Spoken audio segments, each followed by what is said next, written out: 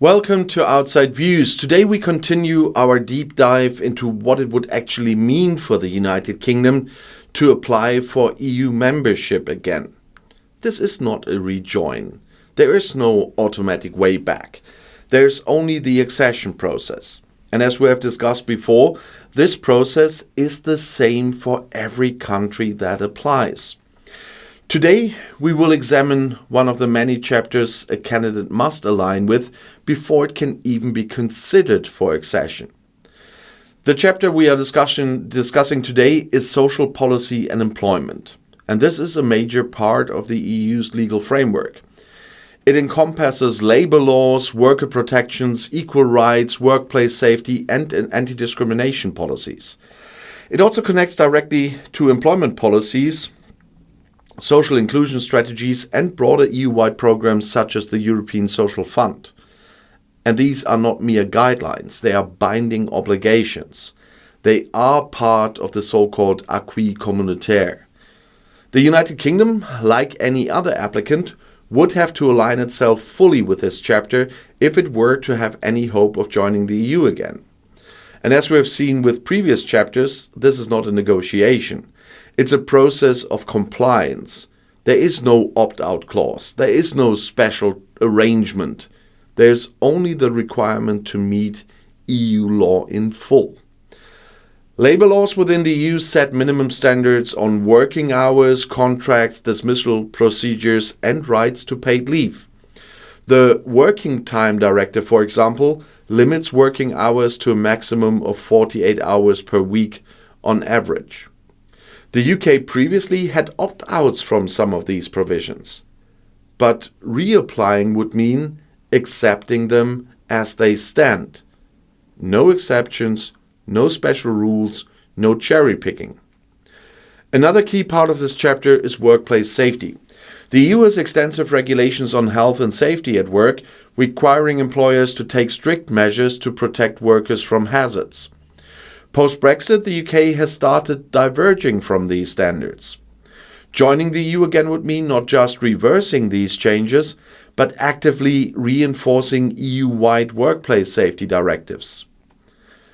Equality and anti-discrimination laws form another critical area. The EU has strict legislation on gender equality, but also on protection against discrimination based on race, age, disability, sexual orientation, and other protected categories. The UK has historically been a strong proponent of these laws, but Brexit created the possibility of divergence. Without alignment, there is no accession, and compliance is monitored continuously. The European Commission would assess UK laws to ensure full alignment before accession could even be considered. And the next area is social protection. The EU requires members to ensure adequate social security measures and protection for workers. And this connects directly to EU funding mechanisms such as the European Social Fund. This fund is a vital tool for tackling unemployment, social exclusion, and improving job market opportunities. Joining the EU again would mean the UK regaining access to this financial support. But it would also mean aligning policies with EU employment and social inclusion strategies. The UK would need to demonstrate a comprehensive, enforceable framework that meets EU standards. Failure to do so would mean delays in accession. The European Social Fund is particularly relevant because it supports job creation and helps workers retrain for changing job markets.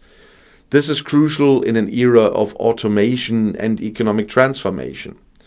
The UK would need to participate fully in these programs, which would also mean abiding by the EU's rules on fair competition and equal access to employment opportunities. And this ties directly into another significant aspect of EU social policy, social dialogue. The EU places a strong emphasis on consultation between employers, trade unions, and government bodies. Labour market policies are developed through cooperation between these groups at both national and EU levels. And this structured approach ensures that changes to employment laws reflect the interests of all stakeholders. Post-Brexit, the UK has taken a more flexible approach to employment regulations, with some advocating further deregulation to increase competitiveness. But in the EU, this approach would not be acceptable. Labour protections are seen as fundamental rights, not as negotiable economic tools. Any attempt to weaken workers' rights for competitive advantage would directly contradict EU principles. This is another area where the UK would need to demonstrate not just legal compliance, but a political and institutional commitment to EU values. Beyond legislation, another challenge is enforcement. It is not enough to pass laws that align with EU standards.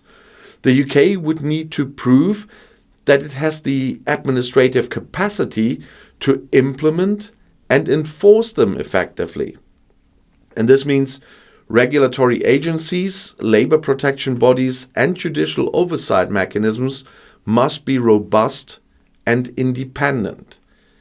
If enforcement is seen as weak or politically compromised, accession would be delayed.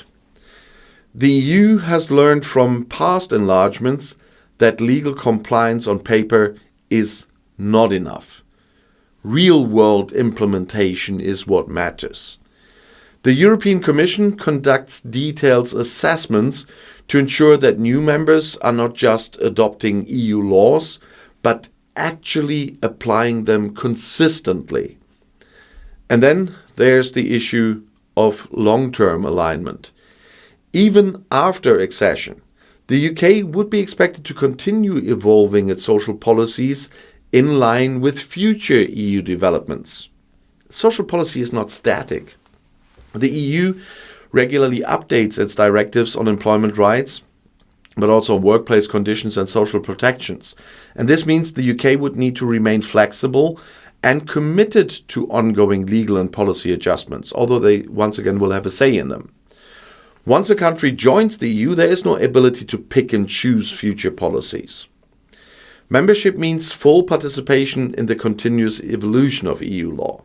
And joining again would mean accepting that the UK's legal and social policy framework is no longer solely controlled by Westminster, but shaped in collaboration with EU institutions and other member states. For some, this is a very difficult reality to accept. But it is the only path back to membership. As with all chapters, social policy and employment must be fully aligned before accession is granted. And even after accession, compliance does not end. The EU regularly monitors member states to ensure they continue to meet social and employment obligations. And this means the UK could not simply adjust policies for accession and then diverge after rejoining. It would be held to account, just like any other member state. So joining the EU again is not a return to the past. It is not a simple re-entry. It's an entirely new application process. A process that demands full compliance with EU law. And that process is based on the Copenhagen criteria. The Copenhagen criteria require stable democratic institutions, a functioning market economy, and the ability to adopt the full acquis communautaire. And this means fully adopting and enforcing every chapter of EU law. The UK, like any other applicant, would need to prove its commitment through real policy actions. And social policy is one of the key areas where this commitment would be tested. Failure to comply means failure to progress in the accession process. And this is why the process is so long and so rigorous. There are no half measures, only full compliance. The road to EU membership is long and demanding. There are no shortcuts, there are no special deals, only the process. I also have to say this for our Scottish friends, even if Scotland is independent. Thank you for watching Outside Views, and if you found this analysis useful, don't forget to like and subscribe, and let me know in the comments what you think about this aspect of a potential UK application. See you in the next video, and one of them is right here in the end screen.